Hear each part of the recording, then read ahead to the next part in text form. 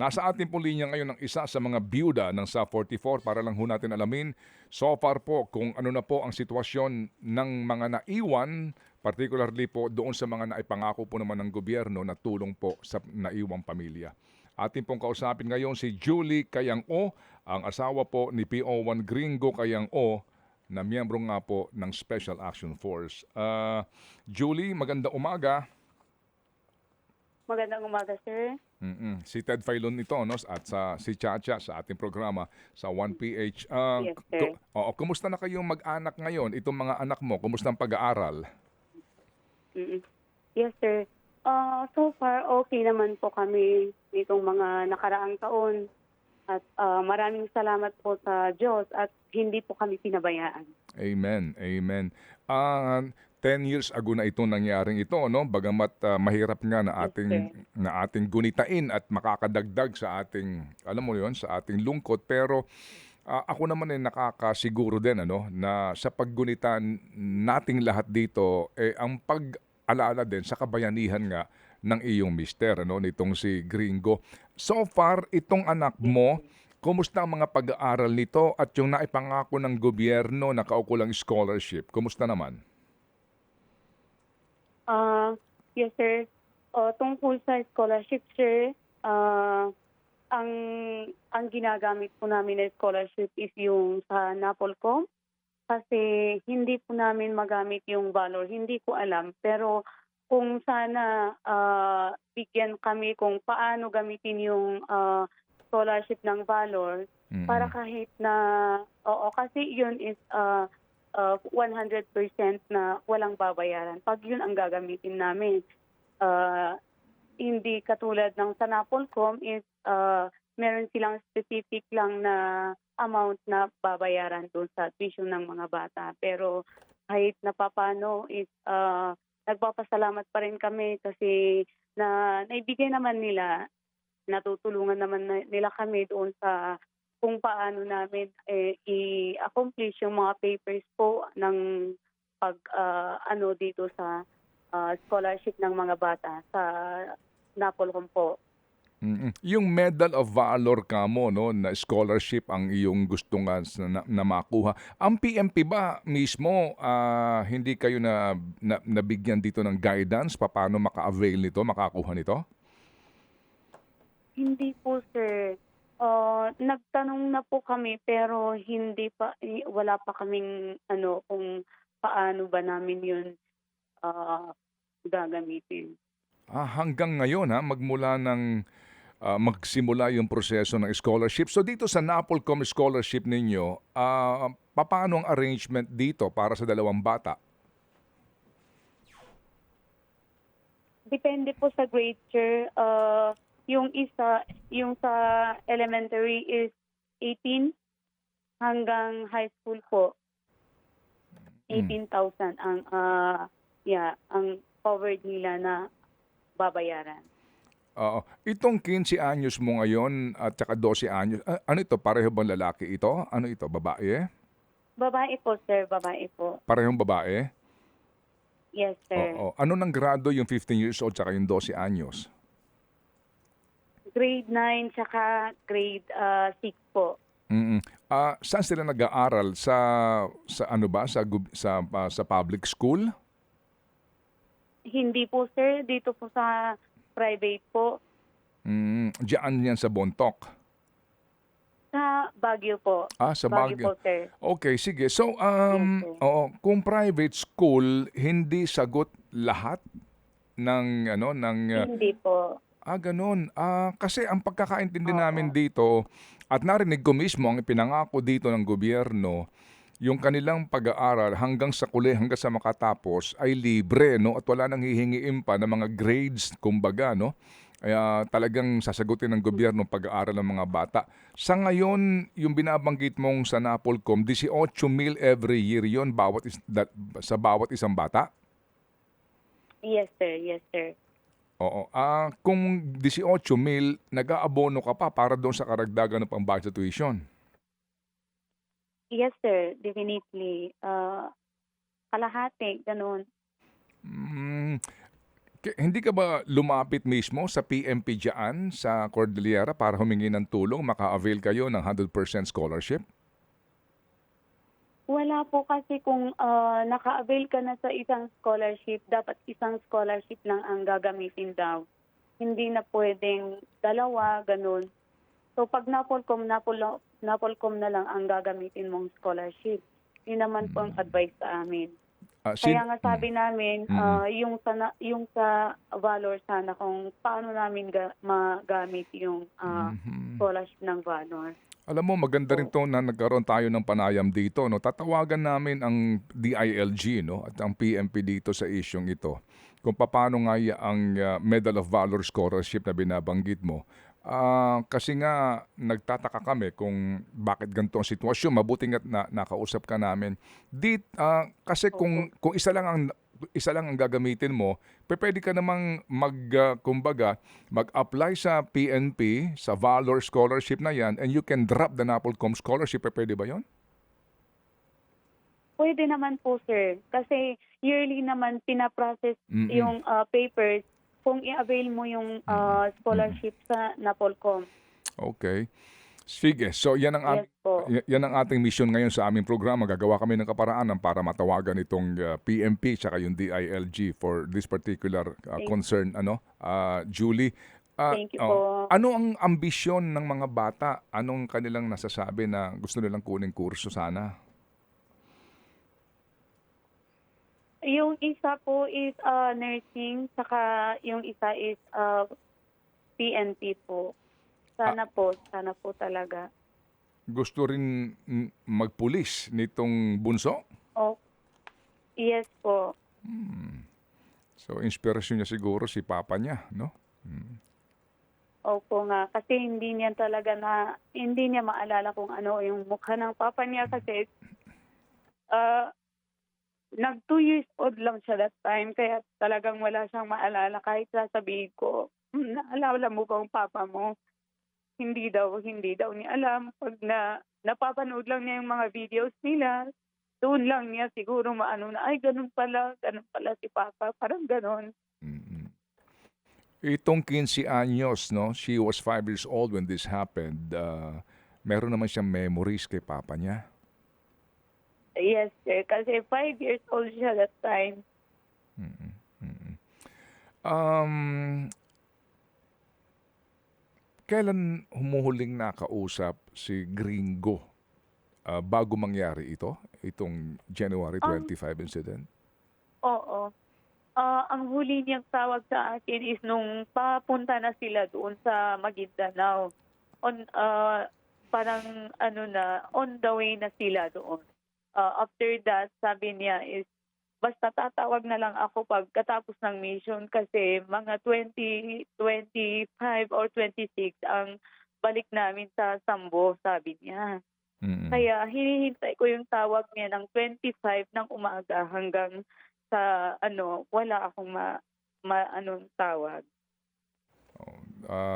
Noong huli niyang tawag, meron na siyang sinasabi sa iyo na meron silang mission. Ha, Opo. oo, January 22 ito. Yes, sir. Hangga't sa nangyari na ang insidente, as in wala ni text ka natanggap galing kay Gringo. Wala po. Oo, naunawaan natin.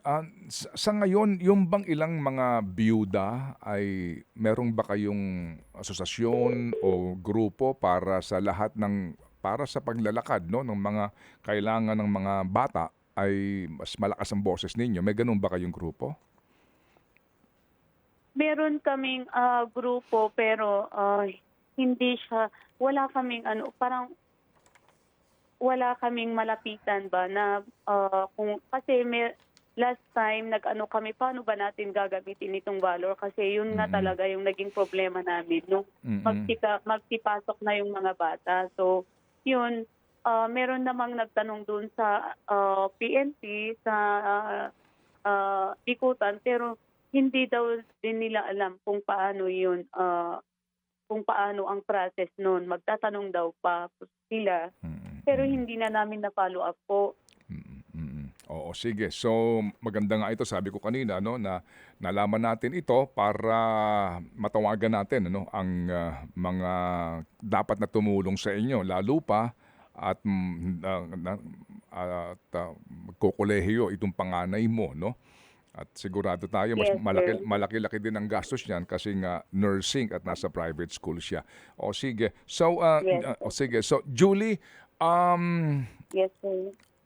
kasi nung una, no, nung mainit pa itong pangyayaring ito, may mga sinampahan ng Mm. kaso. Oo, at maging yung dating Chief PMP, sinampahan din ng kaso, no? Pati itong si former SAF Chief Den Hitulio na Peñas nasampahan ng kaso, pero we learned nga na na-dismiss na yung mga kaso nila. Tapos, kahit na higit 100 na mga miyembro ng MILF, pati BIFF ang sinasabing sangkot dito, meron namang conviction na nangyari nito lamang December doon sa dalawang commander ng MILF. Pero maliban doon, wala na tayong balita nga. Sa usapin ng katarungan sa mga may gawa nitong nangyaring massacre na ito, ano ang iyong panawagan, Julie? Para naman sa hustisya na halos 10 taon na lahat ng pamilya ng staff, alam ko, lahat naman kami talagang yun ang inaasam namin from the start pa lang. Iniiyak ng bawat pamilya, pero as time goes by, parang sinabi na namin na ipagpa-Diyos na lang natin kung ano ang plano ng Panginoon dito. Importante na lang sa amin is yung mga bata, yung hanggang sa makatapos sila, gano'n. Yun na lang talaga ang inisip namin, sir. Parang humugot na lang kami ng lakas ng loob sa mga pamilya namin, anak namin. Yun. Sa usapin ng mga kaso, meron ba din na mga taga-DILG, DOJ na nakipag-ugnayan sa inyo para ma-update kayo dito nga sa criminal case na dapat kaharapin ng mga taong responsable dito? Wala po, sir. Wala. Wala po. Wala silang update sa amin kung paano na ba ang pag-usad ng kaso, paano na ba yung, ano na ba ang next na gagawin nila, or wala na ba talagang pag-asa. Kaya parang sa amin is hindi na talaga kami na umasa. Kasi parang every year naman ng anniversary, yun ang palagi namin sinasabi, palaging sinisigaw ng mga especially sa amin ng mga widows. Yun naman ang talagang palagi namin sinasabi sa lahat ng anniversary nila. Kaya sabi namin parang malabo naman ang mangyari ito. So, sa akin is parang gusto ko nang ipagpa-Diyos na lang natin ito. Sabi ko sa kanila. Yun po. Sige. So, Julie, yung bunso mo, anong pangalan nito na 12 anyos ngayon na gusto magpulis? Trixie po. Oo. Si Trixie, ano pangalan ng panganay? Grizel. Oo. Si Trixie, okay lang sa'yo na magpulis sa gitna nitong karanasan ni Gringo? Para sa akin is kung ano ang gusto nila, kung ano yung dreams nila sa buhay, is supportado ako. Parang kasi lahat naman din naman ng mga nila sa father side is nasa hanay ng pulisya sa militar. So sabi ko, hindi ko sila mapipigilan kasi parang nasa dugo na nila yun. So yung palang mga kamag-anak ni Gringo nasa serbisyo din? Yes po, sir. So pag meron kayong mga gathering, nakikita rin ng mga bata itong mga nasa serbisyo ngayon at nagiging idolo rin ng mga bata. Yes po, sir. Yes, sir. O sige, so Julie, baka nakikinig ngayon ang DILG PMP, no? Sa iyo naman galing ang panawagan, kasi kami dito mag-schedule kami ng interview sa PMP o sino man na maaari nating dulugan para nga dito sa scholarship ng mga bata, and I'm sure we are going to talk to these people, itong mga otoridad na ito, not for your family alone kundi sa lahat, no?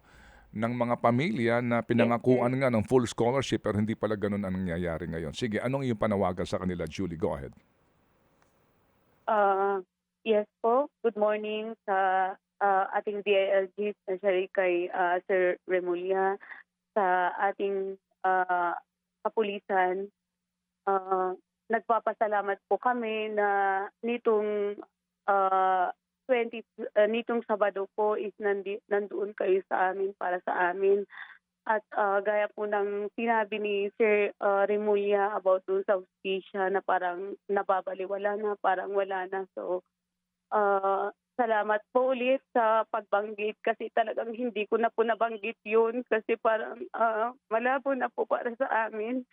Pero nabanggit po ni Sir Remulla, kaya po parang nagigising ulit. Pero, kaya thank you po. Doon po sa scholarship, sana lang po talaga na mabigyan po yun ng pansin yung sa ano namin doon sa kung paano namin gamitin yung Valor Scholarship kasi parang doon lang talaga ang pag-asa namin doon sa scholarship ng mga bata na full scholarship po talaga. So, yun lang ang gusto kong sabihin. Sana po mabigyan kami, matulungan kami kung paano yun gamitin po. Thank you. Okay, sige. Salamat din na marami sa iyo, Julie, ha? At ako'y humihingi rin ng paumanhin dahil mauungkat nga itong pangyayaring ito, pero nga ang ating hadikain ay maliban sa pangungumusta sa inyo ay yung nga makagawa ng kaparaanan din kung paano matutulayan itong inyong concern para nga sa kinabukasan ng iyong mga anak. Salamat na marami, Julie, at muli kami makikipag-ugnayan pag may balita na kami kahit na off the air na lamang dito sa sasabihin sa amin ng NAPOLCOM o maging ng PMP. Salamat, Julie. Salamat. Yes, sir. Thank you po. Thank you. Oo, salamat na marami kay Julie Kayang-O, ang byuda po nitong si Gringo Kayang-O, PO1 Gringo Kayang-O. Kasama nga po siya dito po sa SAF 44.